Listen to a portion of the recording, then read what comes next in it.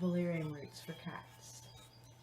This is little homeboy. He loves his valerian roots. Then he gets so relaxed, he sleeps.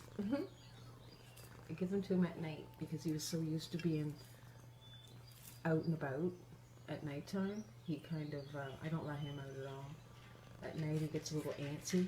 He looks out the door and he sees the stars and the moon and that, and he wants out. So I give him his valerian roots every night before bed.